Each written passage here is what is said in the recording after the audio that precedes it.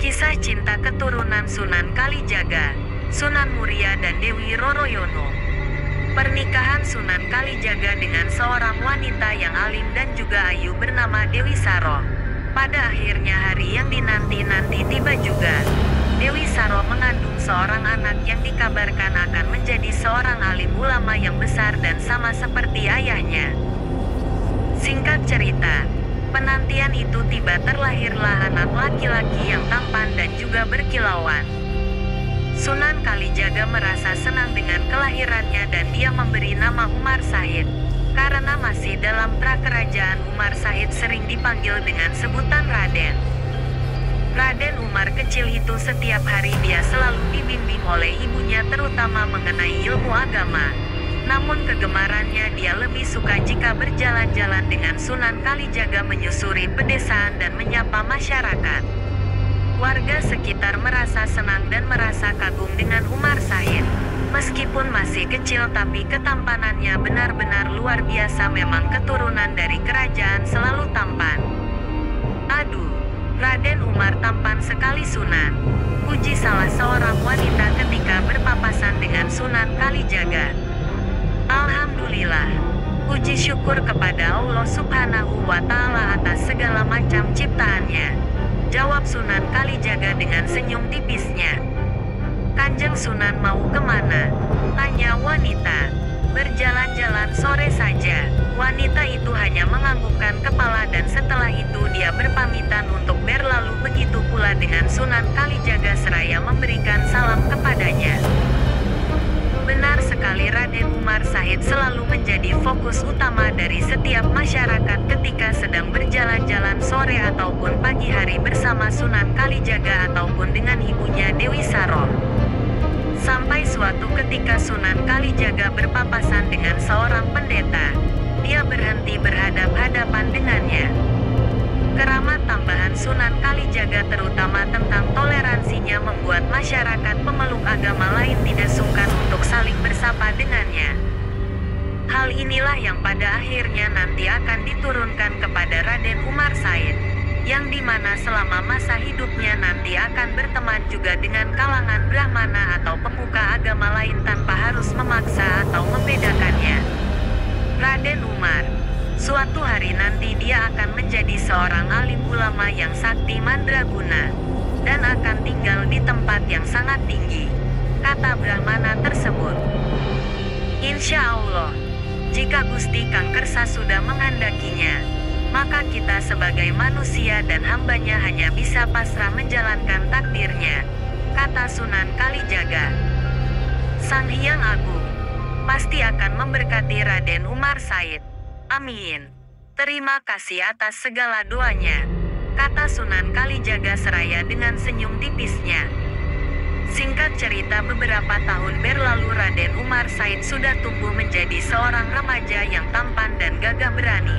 Kayak lokan tubuhnya itulah yang membuat banyak sekali orang terpana pada dirinya, terutama remaja-remaja gadis banyak sekali mengaguminya. Hari itu Raden Umar tengah berjalan-jalan sendirian menyusuri pedesaan seperti biasanya ketika bersama dengan Sunan Kalijaga waktu masa kecilnya. Dia merasa senang jika bercengkrama dengan masyarakat. Banyak sekali ilmu yang diambilnya. Kegemarannya inilah yang pada akhirnya membuat masyarakat terpana dengan sikap sopan santunannya, bukan hanya sekadar pada parasnya. Lemah lembut yang diperlihatkan Raden Umar Said kepada masyarakat membuat warga sekitar merasa nyaman dengan dirinya. Bahkan tidak sungkan-sungkan meskipun Raden Umar Said masih tera kerajaan. Kembalikan tongkatku. Tiba-tiba saja terdengar suara gadis kecil yang tidak jauh dari jalan. Tongkatmu, apa yang sudah berada di tanganku ini akan menjadi milikku. Tidak jauh dari sana tampak anak seusia Raden Umar Said tengah memegang tongkat. Di samping anak tersebut ada beberapa pengawal. Menjaganya seakan-akan dia adalah anak yang istimewa. Mungkin masih kalangan kerajaan. Gadis kecil itu terus merengek agar diberikan tongkatnya. Hai, tidak pantas kamu berlaku seperti itu. Serahkan tongkatnya kepada adik kecil ini, seru Raden Raden Umar Said. Sontak saja suara Raden Umar Said membuat anak itu langsung melirik kepadanya. Dengan wajah sangar dan juga menunjukkan ekspresi kekesalannya, membuatnya semakin murka. Kamu tidak usah ikut campur. Aku ini anak adipati. Jadi rakyat jelata sepertimu harus tunduk padaku, kata anak tersebut dengan angkuhnya. Jadi seorang anak adipati hanya berani melawan gadis kecil, kata Raden Umar. Semakin marah dan nafsulah dia tidak tahan dengan kata-kata tersebut. Dirinya seperti merasa dihinakan, direndahkan, bahkan dijatuhkan. Dia langsung melempar tongkat ke arah gadis tersebut dan lalu mendekati Raden Umar Syahid dengan tatapan mata yang kesal. Apa maumu? Berani sekali melawanku. Jika kamu merasa anak adipati, mari kita balap lari batu besar yang berada di sebelah sana kembali ke sini lagi. Ajak Raden Umar Said menantangnya, berusaha memberikan peringatan kepada anak adipati yang sombong itu. Baiklah, siapa takut?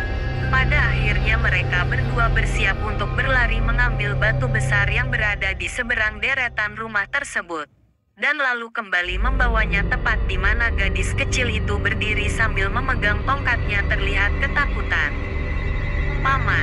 Paman berdua menjadi penengahnya ya, kata Raden Umar Said dengan sopan. Dua pengawal anak adipati itu menemukan kepala mengerti dengan maksudnya. Dasar anak kampung, berani-beraninya kamu mengatur kedua pengawalku, kesal anak adipati tersebut. Tidak usah banyak bicara, mari kita lakukan. Tanpa basa-basi lagi mereka langsung berlari mengambil sebongkahan batu yang cukup besar juga untuk ukuran remaja seperti mereka. Raden Umar Said bisa lari di paling depan dari anak adipati. Tidak heran karena Raden Umar Said selalu berlatih ilmu kanuragan sehingga fisika lebih kuat dibandingkan remaja seusianya. Namun ketika ingin mengambil batu tersebut secara tiba-tiba, Raden Umar melihat nenek-nenek yang buta hampir terperosok. Dengan rendah hati ia membantu nenek-nenek tersebut mengarahkan pada jalan yang benar. Hal menjadi untuk anak adipati membawa batu yang lebih kecil dibandingkan milik Raden Umar Said lari ke arah dua pengawalnya. Namun entah kekuatan apa, setelah menolong neneknya tersebut Raden Umar Said berlari bagaikan kilat batu yang besar, sekejap mata langsung tepat berada di hadapan dua pengawal itu. Dia tampak tersenyum tanpa ada rasa lelah sedikit pun, berbeda dengan anak adipati yang tampak taplong melihatnya. Begitu pula dengan gadis kecil tersebut kaget dan juga merasa kagum.